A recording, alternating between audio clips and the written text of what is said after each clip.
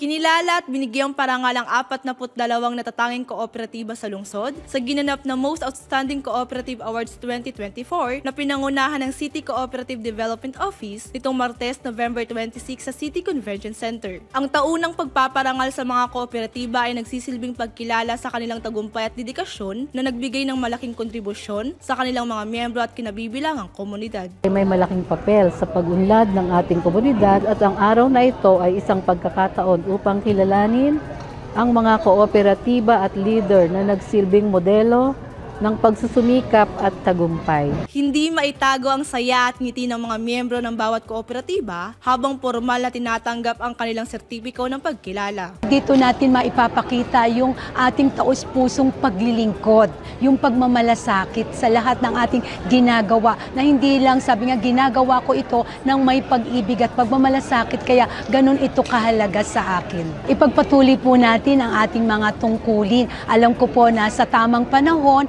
ay ibe-bless din po tayo ni God. Siyempre, tontuha. Unang-una, nagpapasalamat sa itaas. Pangalawa, sa lahat ng judges, nakita nila yung pagpupursige ng bawat isa sa amin. At naitanghal kami bilang Most Outstanding Cooperative ngayong taon. Malaki po masasalamat namin doon sa mag-asawa. Kay Mayor, kay Ate Kong. Kasi po doon sa nakikita naming progreso na nangyayari, nagiging inspirasyon din namin sila para magpursige rin po. Napakasaya po. Malaking bagay po sa co-op namin. Lalo kami ay vendors. Talaga pong ipagmamalaki namin.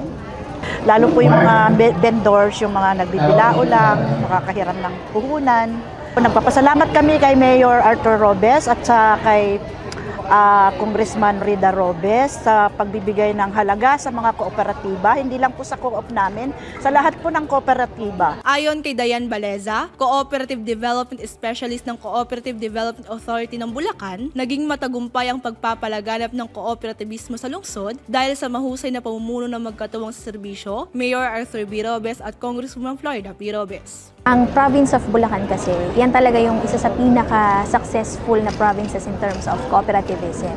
And it so happened, sa province natin ito, ang pinaka-malaki in terms of dami ng co-op ay ang San Jose del Monte. Ayan. At the same time, isa rin yung ating lungsod sa may mga billionaire co-op sa Bulacan. Actually, 5 lang yan eh. 5 lang yung billionaire co-ops natin dito at isa dyan ay yung San Jose Co-op or San Jose Savings and Credit Cooperative na nandito sa San Jose del Monte. Very good ang support talaga ng pamunuan po ng San Jose, si Mayor Robes, ang kanyang may bahay, na si Congresswoman Robes, pati na rin yung iba pang mga opisyales natin dito. Kitang-kita natin yan doon sa support na binibigay ng LCE natin sa ating City Co-op Development Office. Kasi kung wala silang support na binibigay, especially financial, technical support, hindi makakagalaw yung ating City Co-op Development Office. So malaking bagay talaga siya. Ayon kay City Councilor Julieta Abela, magandang pagkakataon ito upang ipakita ang kahalagahan ng mga kooperatiba at magsilbing inspirasyon para sa kanila na magpatuloy at magpursigi sa pagpapalago ng kanilang mga samahan. Sabi ko nga kanina, yung pagkakaroon ng co-op hindi madali. Yung pag-maintain.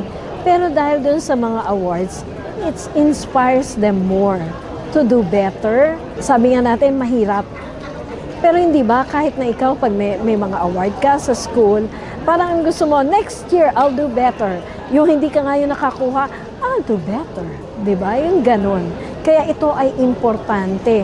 Maybe it will cost money, pero for a good cause. Ang ganitong selebrasyon ay patunay lamang na patuloy na namamayagpag ang pagtutulungan at malasakit, hindi lang para sa pagpapabuti ng pamumuhay ng bawat isa, kundi pati na rin sa pagpapaunlad ng ekonomiya ng lungsod ng San Jose del Monte. Para sa Balitang San Joseño, ako si Ariam Oblianda, Public Information Office.